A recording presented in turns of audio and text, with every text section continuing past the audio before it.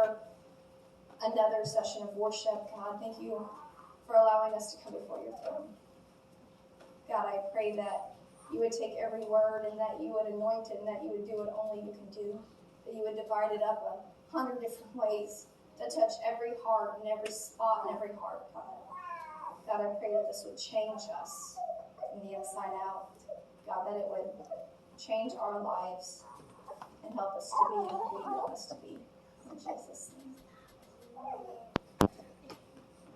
I'm not really sure how I'm supposed to speak after hearing the last two, because they were amazing. I definitely have sore toes. I think, I really want you guys to stop now. That'd be great. Unfortunately, mine's right along with it, so I guess we got a lot of owl messages. A little less wow messages this time. We're going to start in 1 Kings chapter 21. 1 Kings chapter 21. Also, unlike my buddies, I do King James. I'm sorry. They're cooler than I am. We're going to read verses 1 through 4. And it came to pass after these things that Naboth the Jezreelite had a vineyard, which was in Jezreel, hard by the palace of Ahab, king of Samaria. And Ahab spake unto Naboth, saying, Give me thy vineyard, that I may have it for the gardens of herbs, because it is near unto my house, and I will give thee for it a better vineyard than it. Or, if it seems good to thee, I will give thee the worth of it in money. And Naboth said to Ahab, The Lord forbid it me, and that I should give the inheritance of my fathers unto thee. And Ahab came into the house heavy and displeased, because of the word of Naboth the Jezreelite had spoken to him, for he had said, I will not give thee the inheritance of my fathers. And he laid him down upon his bed, and turned away his face, and would not eat any bread. So this vineyard was in Naboth's family for 600 years. He was a descendant of Caleb and Joshua's family. So when they crossed over, only Caleb and Joshua's family made it into the promised land. And then if you look in Leviticus 25, it talks about there are specific instructions for this land. So you can't give it away. You can't sell it. We're going to go over it in a minute, but there's specific instructions, okay? So this vineyard was passed down from those people for hundreds and hundreds of years. Let's go ahead and look at that. Leviticus 25, 1 through 25, and I forgot to give that to John back there, I'm sorry. That was the fifth scripture I forgot about. It's Leviticus 25, 1 through 25.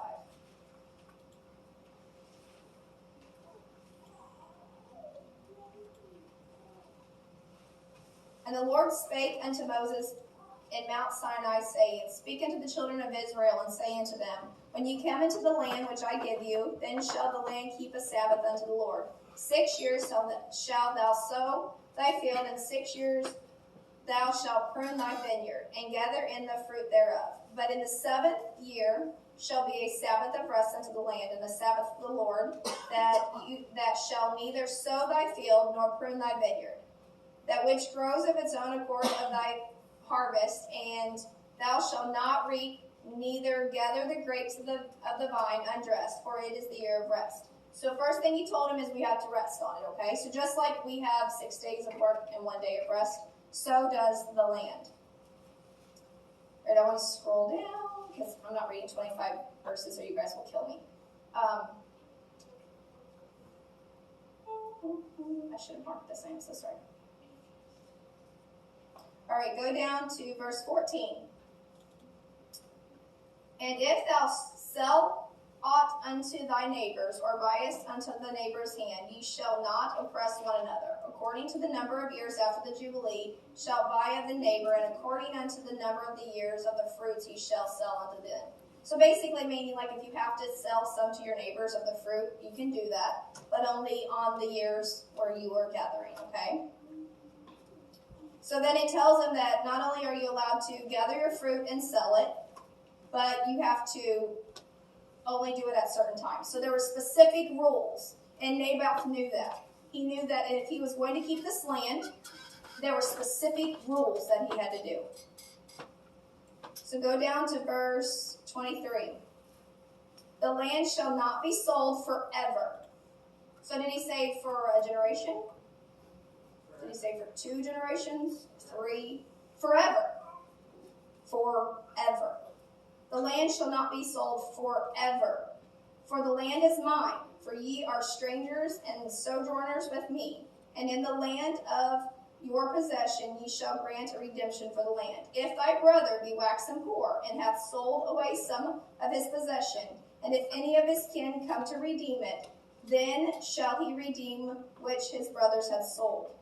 And if a man hath none to redeem it, and himself be able to redeem it, then let him count the years of sale therefore, and restore the overplus unto the man whom he sold it. So what he's saying is, back in those days, if you couldn't pay, like if you went into debt, they would come and take your possessions. Like if you were poor and you couldn't pay for stuff, they would come and take it. So you weren't really selling it. They were taking it for so long, and then you had to buy it back. That's how slavery started, actually. If I couldn't buy food and stuff, they would give me food, but then they would take like my child and work for 7 years. Okay, so they would take this land, and then somebody would have to redeem it. Okay, they would have to redeem the work for that land. So Naboth knew that. It's interesting though that you would have to have a redeemer. Did you hear it said that if it was sold, it needed to be redeemed and restored? Did you guys catch that? All right, go back over to 1 Kings 21 again. What verse was that, Donna? Where it said that? The restore and redeem, Yeah. 27, look through 25 through 28. Thank you. Is about the kinsmen. Okay, thank you. No problem. So we're talking about a vineyard here, right? This inheritance was a vineyard. John 15:5 says, I am the vine and you are the branches. So this vineyard that he's talking about isn't just a regular vineyard. It can also be us, our inheritance, our relationship with God. It says that this was in his family for 600 years. We just said it's about Joshua and Caleb. How much did they have to go through to get this promised land? How much fighting did they have to go through? How many people died? Right? 10 tribes of them died. Only 2 inherited the promised land. So this land was fought for. This land had bloodshed to get. These people did not just walk up and be like, here's you some land. Right? It went through a lot of things to get this land. There was many battles fought in many generations. 600 years, that's a lot of battles. Many have lost their lives. That's why it was handed down to Naboth. So in our lives, how many people in your family fought for you to be here today? Yeah. How many people prayed for you guys to be here today? How many generations back do you guys have people who prayed for you? Got on their knees for you? We live in a free country. We had soldiers die so that we can sit in this conference today. I wanted you guys to think about this inheritance as your spiritual inheritance. If you look back, how many people in the generations before you would have said, you are exactly where I wanted you to be. You're taking care of my vineyard just the way that I wanted you to. Or do you guys think that maybe you weren't like Naboth and you said, you know what, I'll sell out? So the king came and he said, I will give you anything basically that you want. I'll give you a better vineyard, right? It's interesting that Ahab and Jezebel's palace was put beside the vineyard. Because the vineyard was there first. It was there 600 years. That just broke off and flew across there. It was there for 600 years. Why would the king put his palace by the vineyard? Because he knew that's where the good fruit was. Because people who aren't Christians, they know where the good fruit comes from. They know that Christians have love, they have peace, they have abundance, and whether they want to serve the God you serve or not, they know who God is and what he can do. Not only that, though, they figured that if they could get their palace beside the vineyard, one day they could have the vineyard. They could take over that vineyard. The king said, I will trade you for a better vineyard. It's interesting to me because Laura, I literally wrote that part a couple weeks ago, but it's interesting that she said, we trade good things for better things. And this is exactly what the King Ahab asked him to do. I'll give you a better vineyard. How many of you guys trade things for what you think are better? And in the end, it really isn't better, is it? If the vineyard represented our relationship with God, what would that look like in your life?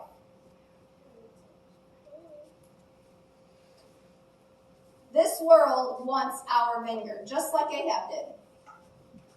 They want to give us something better for it. They'll give you any amount of money you ask. They'll just buy it from you. You just name the price. What's your price? And sometimes it's not just money. That's why he said, I'll trade you for something better. It's something that's not money. This world is just like Ahab. They want you to trade your scriptures for emotions. Want you to trade your marriage for lust. And sometimes just peace and quiet.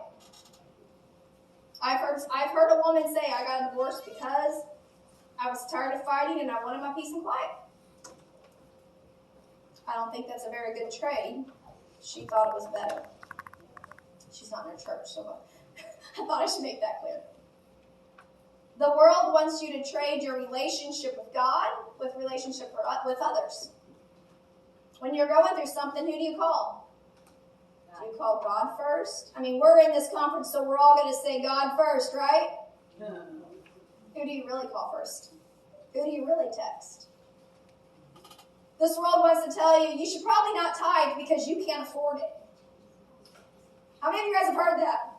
I can't tithe because I can't afford it. Well, 10% is 10%. Everyone can afford 10%. That's 1 penny for every dime. So if you only had a dime, just give a penny. The only way you cannot afford to tithe is if you have zero money. Zero, nothing, not a penny in your purse, not a penny in your account. That's the only way. Because 10% is 10%. But the world will tell you to trade that. If you want more money, stop tithing. You need that for the end of the week. This world's going to tell you to trade your popularity for righteousness. It's better to be popular than holy. We're told that we should trade the beauty for the inside for the beauty on the outside. It's all about what you weigh, what size you are, if you have gray hair. I've just decided to go with it. I don't care anymore. But that's what it's going to tell you. What do you look like? It's all about the outside. But when God cares about the inside. This world wants you to trade your own fleshly desires for righteousness. Our addictions, we have CR here, our hurts, habits, and hang-ups. It wants to tell you, I will trade it for your vineyard. Right here. Just hand it over. But once again, who paid for that vineyard? This world is so concerned with helping you get a better vineyard. To help you get better. I want to help you. I want to do what makes you feel better.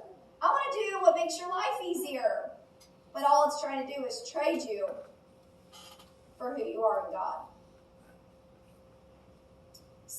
wants us to stop fighting for our vineyard.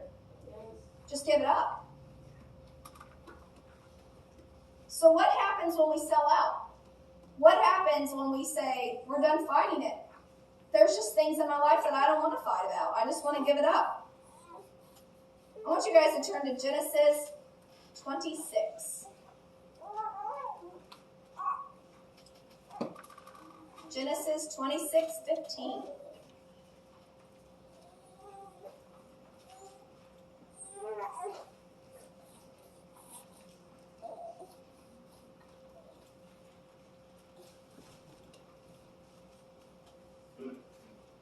Genesis 26:15.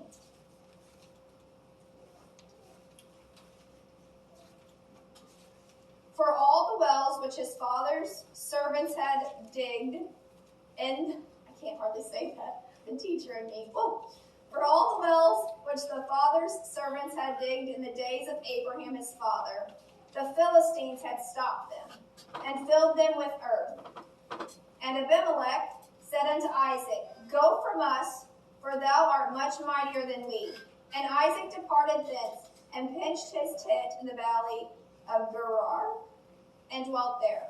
And Isaac digged again the wells of water, which he had digged in the days that were dug in the days of Abraham his father. For the Philistines had stopped them after the death of Abraham. And he called them their names after the names by which his father had called them. And Isaac's servants digged in the valley and found there a well of springing water. So Abraham dug these wells way at the beginning of Genesis. So he dug these wells up, and when he died, the Philistines came in and they filled in the wells with dirt and trash and with garbage, with whatever they can fill them, so that they could have control of the people. Okay, so they dirtied up the wells so they couldn't have their own water. That would give them the Philistines control.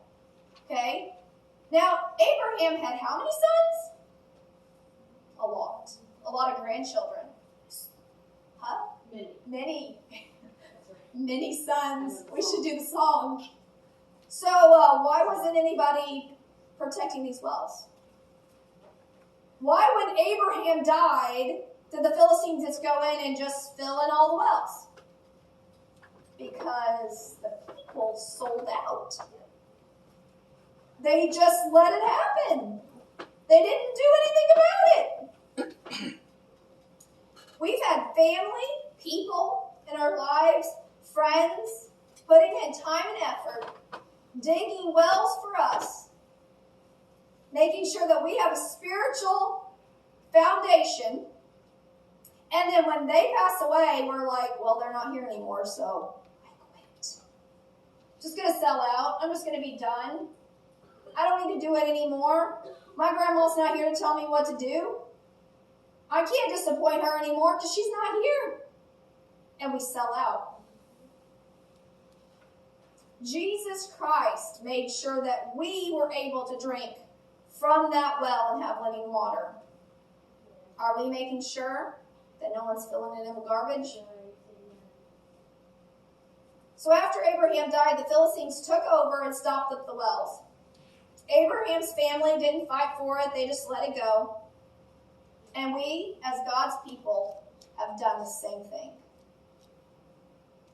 We've let things come into our minds, our hearts, and we've let it fill in the well where living water is supposed to flow. So now, this is the last session of the conference. We have been talking about all the things we sold out to, right? So what do we do now? It's time we redig.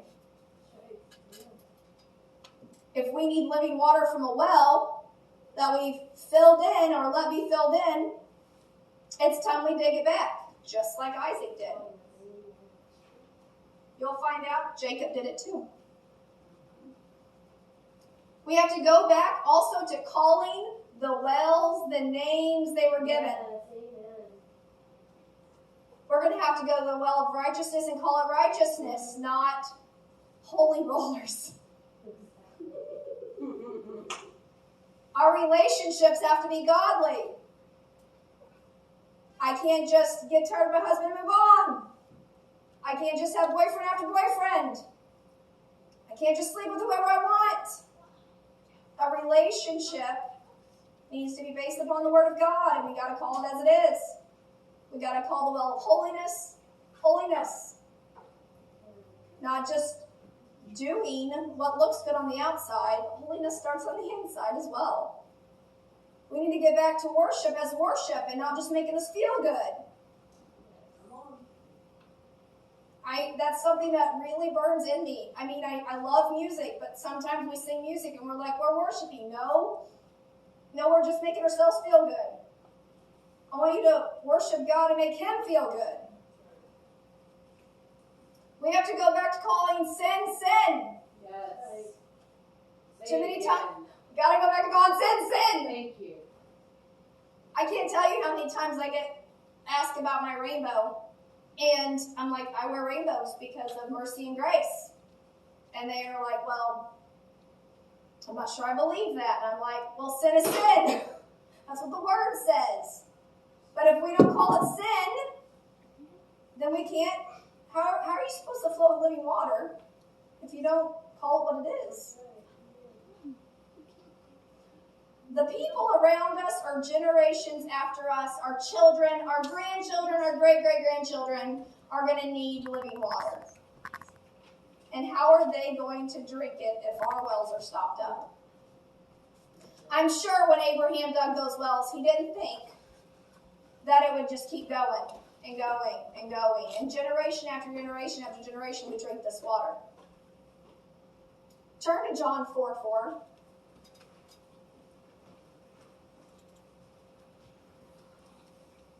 John 4:4. This is one of my very favorite stories in the Bible, mainly because she was a woman who got around. And that's what I used to be.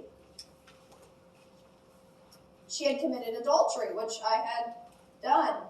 And this woman met Jesus. Let's start in verse 4. Let's just start in verse 1. I'm so sorry. When therefore the Lord knew how the Pharisees had heard that Jesus made and baptized more disciples than John, though Jesus himself baptized not, but his disciples, he left Judea and departed again into Galilee. And he must needs go through Samaria. Did you guys hear that word Samaria? Do you guys remember the vineyard? Where was it by? Samaria. Which is called Sychar, near the parcel of the ground that Jacob gave his son Joseph. Now Jacob's well was there. Where do you think Jacob's well came from? Isaac and Abraham. Now Jacob's well was there. Jesus, therefore, being wearied with his journey, sat thus on the well, and it was about the 6th hour. There cometh a woman of Samaria to draw water. Jesus saith unto her, Give me a drink. For his disciples were gone away into the city to buy meat. Then saith the woman of Samaria unto him, I'm terrible at reading today. How is it that thou, being a Jew, ask drink of me, which am a woman of Samaria? For the Jews have no dealings with Samaritans. And Jesus answered and said unto her, If thou knowest the gift of God, and who it is that saith to thee, Give me a drink, thou wouldest have asked him, and he would have given thee living water. The woman saith unto him, Sir, thou hast nothing to draw with, and the well is deep. From whence then hast thou living water? Art thou greater than our father Jacob, which hath given this well, and drank thereof himself, and his children, and his cattle? Jesus answered and said unto her, Whosoever drinketh of this water shall thirst again. But whoever drinketh of the water that I shall give him shall never thirst. But the water that I shall give him shall be in him a well of water springing up into everlasting life. Okay? So this well that they're sitting at was dug in Genesis. My question is, what would have happened if they went back and redug it up? If they would have just left it? The Philistines filled it in and they would have just left it there. What would have happened? What would it be of that woman's life? Sometimes we come to these conferences and we make it about our relationship with God, and we should. But we shouldn't stop there. Our relationship with God and who we are affects the entire world around us. It's going to affect every generation from here on forward. When Isaac went back and he redug those wells, it saved the Samaritan woman's life. And she goes back and she tells people, and because they know she basically sleeps with everybody, they all knew her. And they were like, if he can change her life, he can change everyone's life. I have people who were an atheist who looked at me and said, I know that if God can change you, he's God. I was an atheist, but he changed you. There's got to be a God. When we allow God to fully change us, it will change the world.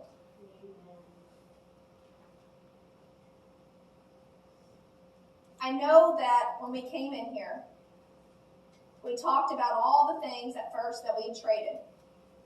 Laura's message and Amy's both touched on different things we traded. We traded for popularity, self-image. Mine's my own insecurities. When I even knew I had to speak, I was like, what am I going to look like? I'm stumbling over words because I'm nervous about the sentence I'm getting ready to say to you, which I've been stumbling for a while, which means I've been thinking it a while. And I get so scared that I'm going to get up here that I start failing. So I'm guessing insecurity is my God, because I care more about insecurities than I do about saying what God wants me to. And that's not okay. We care more about our appearance, more what our kids look like. I was talking to Amy. We were getting this prepared, and we were working in the basement. We had to run to Walmart. And we were talking about our kids growing up. And I did all the right things. My kids were off a bottle by a year old. They were potty trained by 18 months.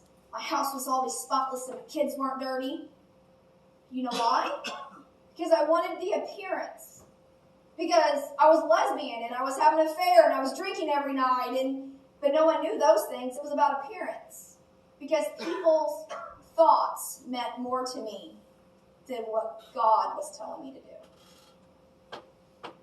With all that in mind, I want you guys to think back to the first things that you thought about when Laura spoke.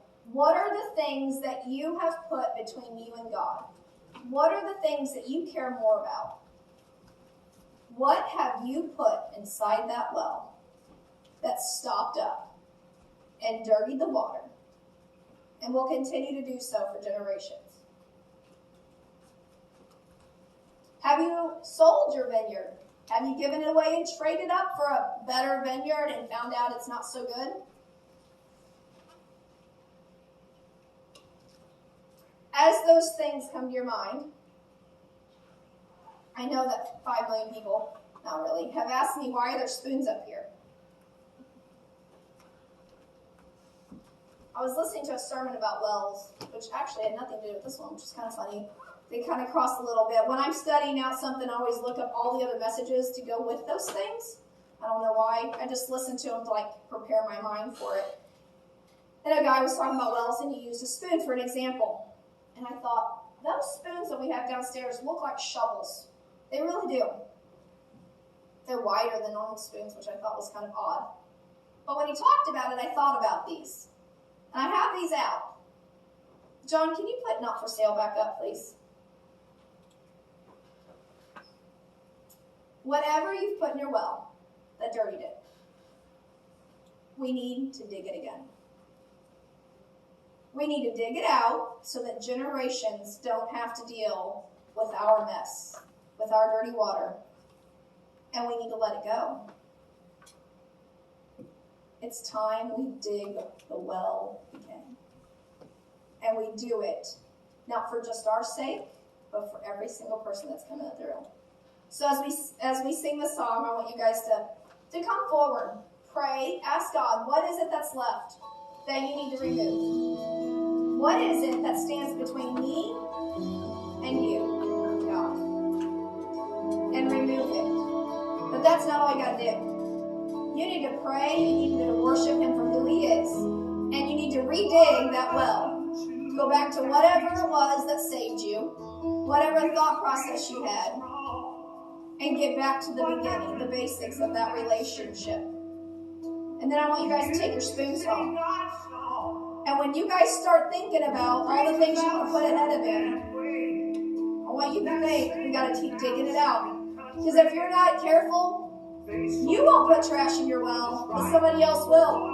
They're going to come beside you, and they're going to do things just like the Philistine did, because they don't want that living water to flow out of you. So I want you guys to pray. Take your spoons and see what God tells you. The church has now grown dead and cold. The choir is silent cause nobody goes. They sold out to the world and they're on the side. Listen to me. This heart belongs to Jesus, 'cause He saved my soul from hell. This heart belongs to Jesus. This heart not for sale.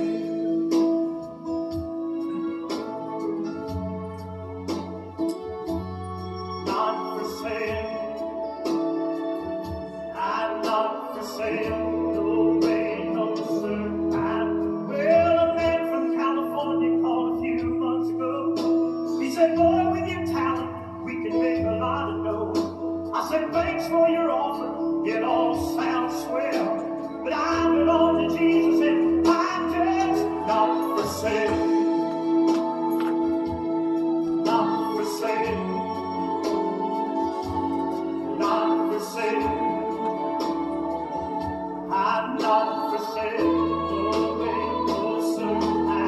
Well, if you're living for Jesus, friend, there'll come a day that a devil's gonna try to get you some way. He'll try you and tempt you with his lies straight from hell. Just say, I belong to Jesus, and devil, I'm not for sale. Not for sale. Not for sale. I'm not for sale. No way, no sir. I'm not for sale. I belong to the Lamb of God. He purchased me with His precious blood. I don't need popularity.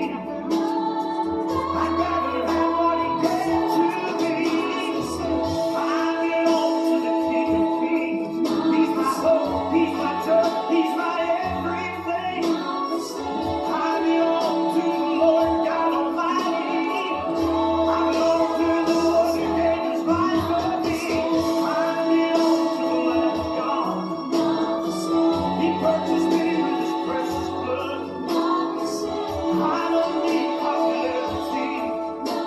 I gotta have what He gave to me. Some sold convictions for compromise. Some have sold the truth for a pack of lies. Some have sold testimonies for fortune and fame. I just want to glorify and magnify His name. This heart belongs to Jesus. He saved my soul from hell.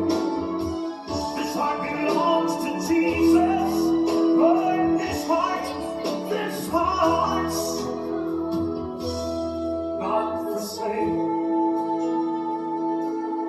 Not for sale. I'm not for sale. I'm not for sale. No way, no sir. I'm not for sale. Not for sale. Not for sale. I'm not for sale.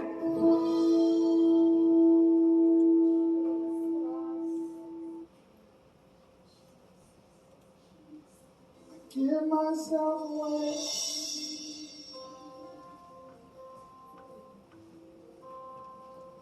give myself away so you can use